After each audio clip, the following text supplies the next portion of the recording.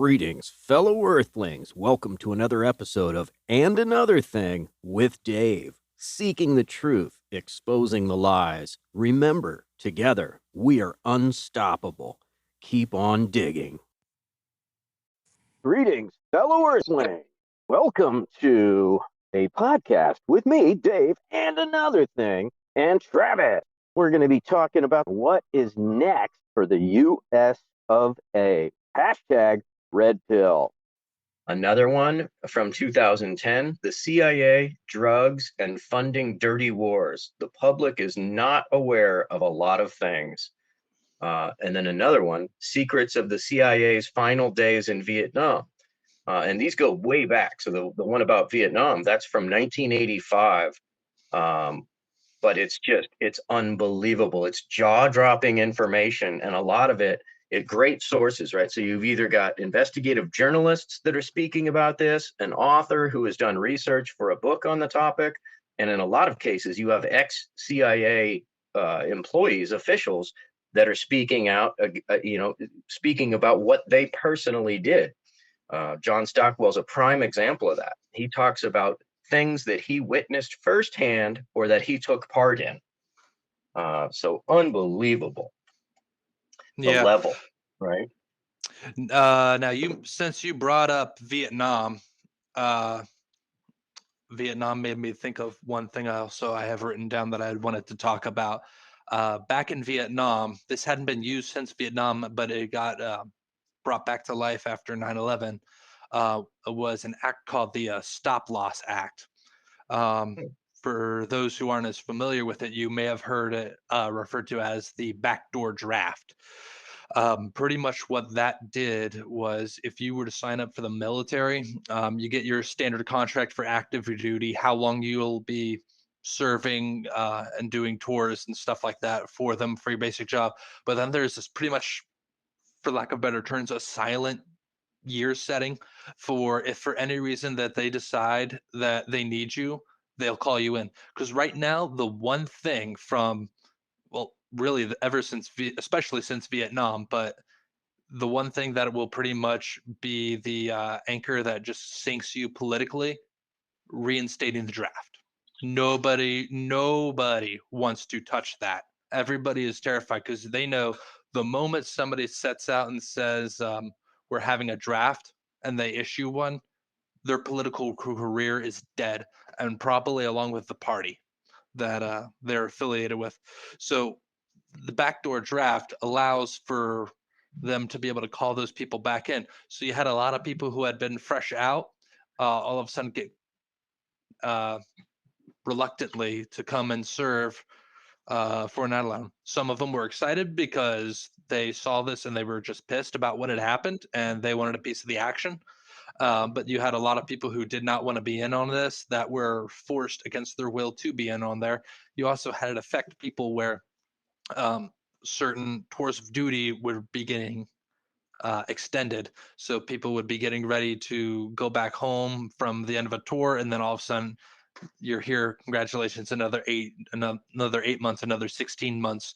And this affected a lot of soldiers psychologically. I mean, I believe, I don't have the stats. I believe we had the highest suicide rate in this war on terror than we did in Vietnam. But it did to these people. But then we also had expansion of duties. So much we had 20% of our military doing 80% of the work, being special forces.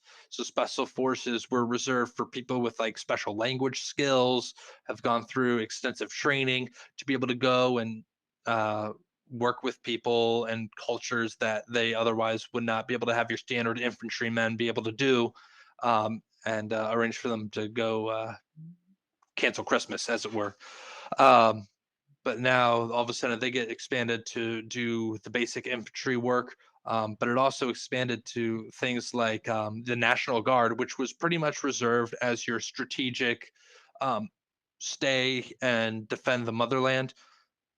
So if you had things like, for instance, Hurricane Katrina, your National Guard might be called in. I remember when they were calling it snowpocalypse around, I want to say 2000.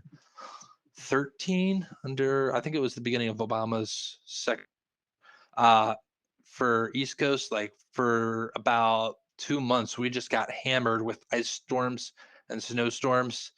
I remember I have been off of work for a little over a month just because we couldn't get anywhere. And so we had National Guard that will come out and they'll take care of you. But God forbid if there's some sort of a local terrorist attack, the city's under fire, like how it was over the summer of 2020. A lot of National Guard should have been called in, that wasn't. But you have stuff like that that they were on reserve for, and now all of a sudden they're being pulled off over to go fight a war on terror, and these people aren't prepared to go, and they're prepared to go and be serving at home. That's a lot why a lot of them pick the guard or the air guard, and now all of a sudden they're going over there and they're fighting a war at a country and a continent that they have never been familiar with, about stuff that they are completely unprepared for. And it affected a lot of them because when you're National Guard, you don't really have that much of a readjustment time because you're serving your local community. You're still going to college. You're still having times with your buddies and stuff like that. You still have your heavy civilian life versus all of a sudden you are jarred out all of a sudden out into the Middle East and you're gone 16 months at a time. Come back and then you've just been shot at. You've seen some of your buddies get blown up, and a lot of people were not ready for that when they saw that. Uh, Quote from Robert Gates, who was Defense Secretary from 2006 to 2011. He said when they reinstated the stop loss, or also known as backdoor draft, quote, "This recognizes that our forces are stretched. There is no question about that." So it was us basically saying we are not prepared to be able to go and fight this war. We don't have the numbers there, and therefore we're trying to skirt around it about using the draft. John Kerry had also brought that up when he was going against Bush on Bush's reelection. The other thing I wanted to also point out on top of that is you have people like Navy or Air Force who typically would not be infantry personnel going door to door, kicking doors in, and performing operations like that. All of a sudden, going and having to do stuff that the Army and the Marines were doing. So it screamed, "We're not ready for this." And you had people fulfilling job roles that they were never meant to fulfill, and so a lack of training. Not that they didn't give them good training there, but as compared to someone who was trained in the Army for this or who was trained in the Marines for this, versus you go in completely mentally prepared as an airman or as a seaman in the Navy, and then you're done being off of a ship or you're done doing some sort of fly or working satellite, and now all of a sudden you're a door kicker. So if you ever see out on there, they have memes that say like, "Well, I do." One of a lot of them is drivers. I forget the actual job title for them. It depends branch to branch on how they have it listed. But they say, "Oh, I'm basically infantry," because they would just have them delivering troops, but then also going and doing runs for that. So that's what I have on there. As far as big changes for our military, as far as like the actual men and women that serve. That was the jolt over there, the ones that we don't normally see, but it affected and changed our military big time. Yeah, that's a great point. Thank you for mentioning the veteran suicide rates. It's harrowing. And what that's an indication of is that these people were doing things in battle that were morally incomprehensible and morally damaging to the point where that rotted them from the inside to the point of them taking themselves out once they got home. I pulled up an article about this. This is from allthingsinteresting.com/veterans-suicide. More U.S. veterans have committed suicide in the last decade than died in the Vietnam War. And this is published by Marco Margaritoff, checked by John Kurowski, published November 11th, 2019. And updated May 2021. Since 2008, more than 60,000 U.S. veterans have taken their own lives, with more than half of those deaths via firearms. When soldiers return home from war, they may feel that the worst is over. They made it back alive and are now free from the fear of dying in combat. The reality, however, is much more complicated and alarming. More U.S. veterans have committed suicide between 2008 and 2017 than the number of U.S. soldiers that died during the entire Vietnam War. Let me say that again. During the entire Vietnam War. According to the defense news site military.com, the U.S. Department of Veterans Affairs shared these alarming rates in a September 2019 report. The U.S. suffered around 58,000 fatalities over the course of the Vietnam War, which lasted from 1955 to 1975. This number has now been eclipsed by more than 60,000 U.S. veterans' suicides in a recent span of just 10 years. More than 6,000 veterans committed suicide every year during that time frame, despite the fact that the total number of veterans declined by 18%. The statistic serves as a stark reminder that soldiers need mental health treatment just as much as medical care for their physical injuries. The VA's 2019 National Veteran Suicide Prevention Annual Report also revealed that more than half of these veterans committed suicide via firearm. Female veterans used guns 43.2% of the time, while male veterans did so 70.7% of the time. The rate of veteran suicide continues to increase with each and every passing year. In the worst year on record, 6,139 veterans killed themselves in 2017. Oh my God, that chokes me up, bro. Yeah. Wow. Let me pull it back with a personal story here. I worked at a manufacturing from 2011 to 2013, and there was this one guy there named Rob, and he was a ranger who had served during the height of the War on Terror, and he was now part-time but also full-time recruiter because he just wanted to be in the military still. But what happened to him was he was doing a mission, and this is some of the stuff that unfortunately our vets had to deal with. I'll start off by saying this: bullets don't discriminate, which is why no matter who has a gun, whether it's a male or a female or a child or somebody who is in their late 60s, 70s, or whatever, when you pull the trigger, if the gun's loaded, that bullet's leaving and it's going the direction of wherever it's pointing. So you're unfortunately put in an ugly predicament. But Yep. he was left in a situation where there all of a sudden heard gunshots fire, and immediately people started running, taking cover, and an AK-47 round went and hit his shin bone directly, and completely. For those of you who are like me, who like watching things like the UFC, you might be familiar with Anderson Silva, Chris Weidman, or most recently Conor McGregor getting their Yeah. bone snapped. He had his completely shattered from that, and so with the threat of his life being taken, seeing the person that had just shot his leg and having the rifle pointed back down him, he drew his sidearm and fired several shots, killing the person. And once he was able to hob over there with one leg, found out that it was a boy, probably 12 or 13 years old.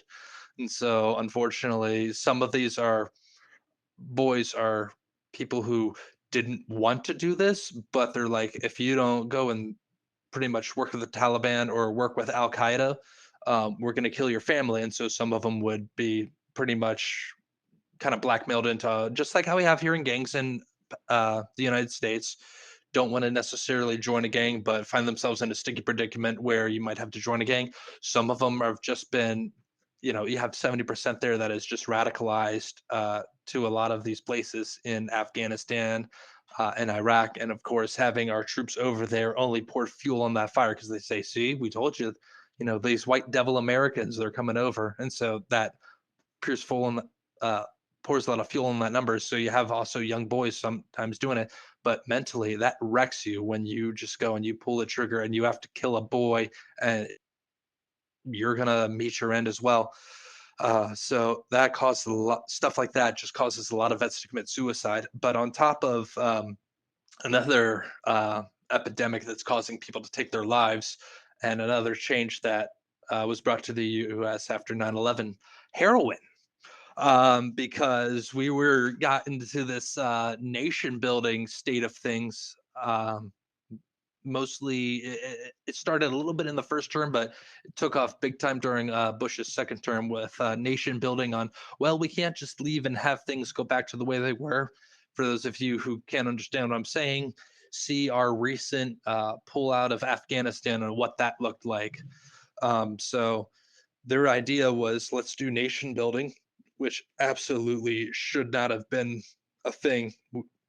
But they wanted to go and they had this idea that, oh, a common phrase you'll hear is win the hearts and minds of the Iraqi people, or win the hearts and minds of the Afghani people. Well, that was ended up being a big waste and all for nothing. But one of the things we did is, well, we can't have them growing cotton because that's we kind of have that dutied out to other countries, including us.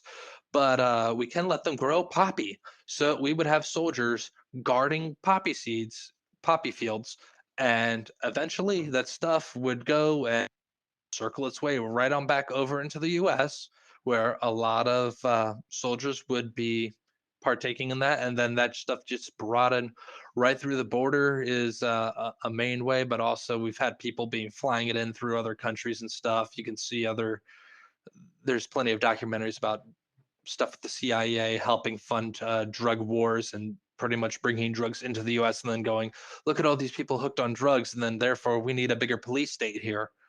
So yeah, for those of you who don't know, pretty much that was the start of the heroin epidemic over in the U.S. And we used our tax dollars to pay troops to guard poppy fields that would ultimately go and bring about a lot of people's crippling addictions. I've known people who have been hooked on that stuff. It's sad. It's absolutely, it makes you just hate. I love my country, but there's just some things that we've done. We're not perfect. Nobody is. And there's some stains on our history that are darker than others, and that's one of them. Yeah, well, oh my God, it's such a great point. And to pull back the lens a little bit, so that once again, that channel on YouTube, the Best Film Archives, they go into how the CIA makes money smuggling drugs and has for a long time, and how it's one of the oldest tricks in the book for an empire to raise money illicitly that they don't have to account for. They don't have to go to Congress and ask for that money. And this was the prime example of this was the Iran-Contra affair, where I believe it was the Sandinistas. Well, anyway, the Sandinistas and the Contras were fighting in Nicaragua. Congress wanted to fund one side of it to fight against a democratically elected socialist government going in. Congress voted no against funding it. So the CIA under George Bush Sr. decided that they would smuggle cocaine into the United States to fund that war illegally. This all got outed when a CIA plane was shot down in Nicaragua, and then the case was blown wide open. I'll pull up the details to that. I believe it was Mena, Arkansas, 1995 is the documentary on YouTube that really breaks that down. But then you're referring to cocaine in the 80s, correct? Yeah, absolutely. And the birth of the crack epidemic. Yeah. But then bringing that current, under the Taliban in Afghanistan, opium production was greatly reduced. And then here's a headline I just pulled up: reassessing U.S. counter narcotics strategy. Opium production in Afghanistan has skyrocketed since the U.S. military teamed with the Central Intelligence Agency and Afghanistan's Northern Alliance in toppling the Taliban in 2001, with Afghanistan now supplying 92% of the world's illicit opium. And the relevance here is now producing, right? So before, the leading producer of opium in the world was a region called the Golden Triangle, which was Laos, Cambodia, and Thailand, right next to Vietnam. For decades, that had been the world's leading producer, right? So funny how the Vietnam War went on so long. Could be a tie there. Then as soon as our military gets to Afghanistan, now Afghanistan takes over as the world's leading producer. So more than a little suspect, wouldn't you say? Yeah, and I'll add on to another note on that. This whole shenanigans from CIA and other three-letter agencies, as far as what they do with drugs, this all the way goes back to right when marijuana became illegal. For a while, you used to be able to smoke it during the Prohibition, even although during the Prohibition, more people still their drug of choice was booze. People love to drink, especially when times are rough. But people were able to smoke back then. Became officially illegal, well, they made certain contingencies on, okay, well, here's how you can do it legally, until eventually it just became, yeah, it's illegal. It was kind of their, for lack of better words, their backdoor way of making it illegal was you had to have a certain license to be able to have marijuana, grow marijuana, and distribute it. But to have that license, you had to have the plant first. And so people would go and they would say, "Well, you don't have the plant. Therefore, you need to be able to bring that back with us to get that license." So people who were already growing, people who already had stashes of it, would go grab the plant, bring it back with it. But because you didn't have the license when you brought it, well, you just came up forward with drug information. Not drug information, drug possession, Right. and reason to believe that you're going to distribute. You're under arrest. Yeah. And I mean that pretty much is right where that begins as far as drug stuff goes, with little agencies playing dirty little tricks. But yeah, they go and they'll play it right on their own people left and right, and they don't care about really the effect. So this dates back, oh, almost, not quite, but almost 100 years ago from when they've been doing this. It's this, just the moment there's a new drug out on the market, ring a bell, anybody? But the moment there's a new drug on it, they just keep, rinse, recycle, repeat with the same trick. It does not change. Exactly. And for anybody interested in looking a little of the history on this, look up the Opium Wars. England went to war with China to force them to accept imports of opium. And China had outlawed it because the majority of their population was addicted.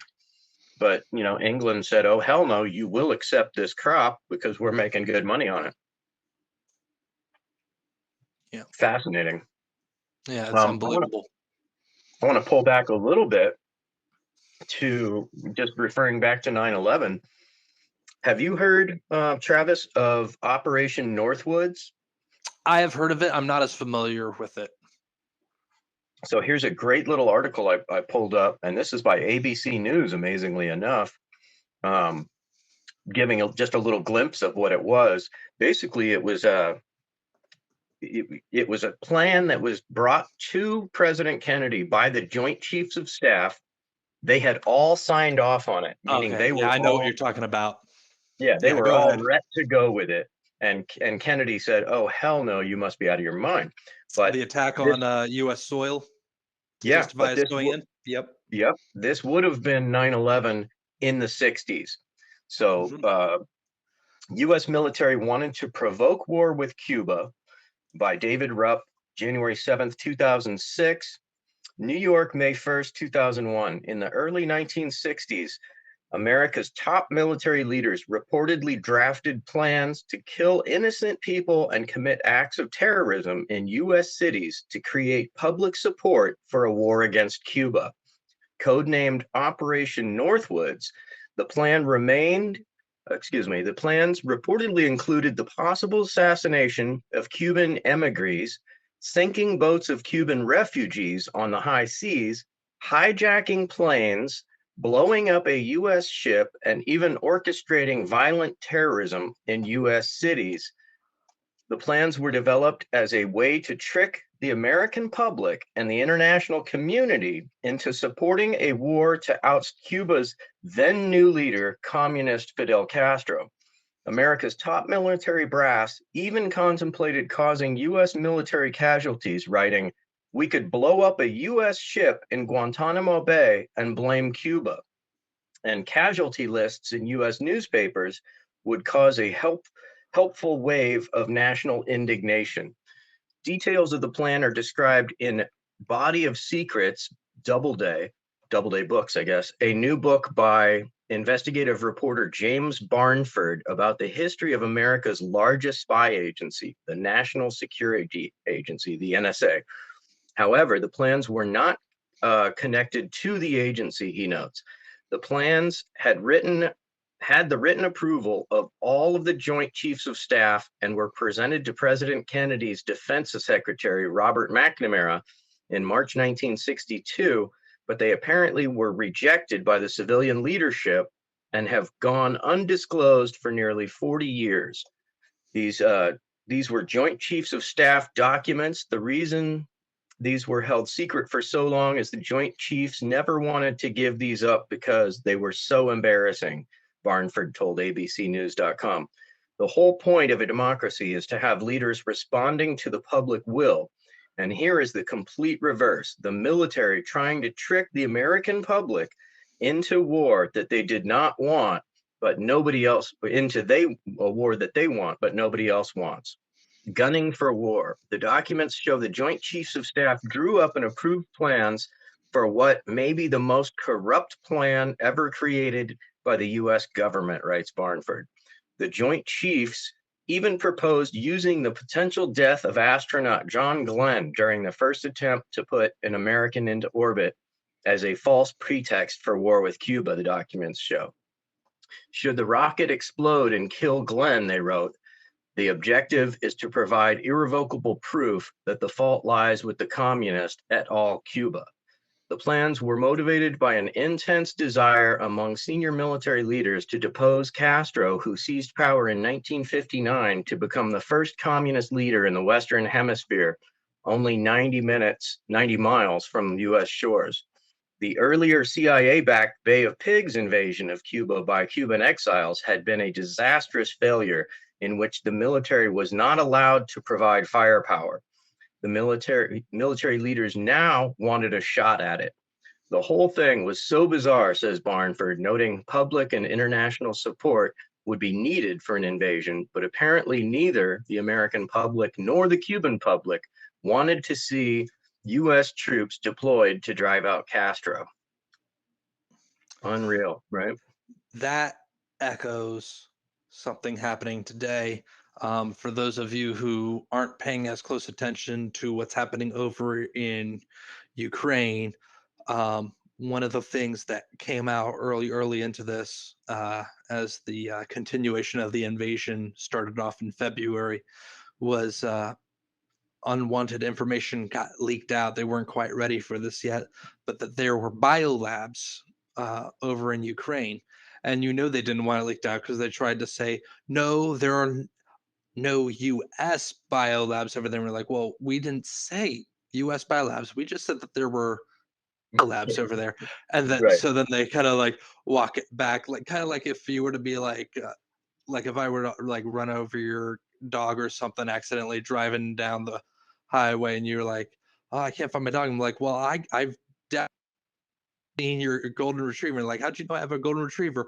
Well, I don't know, but I definitely wouldn't look on 83 South around mile marker 32.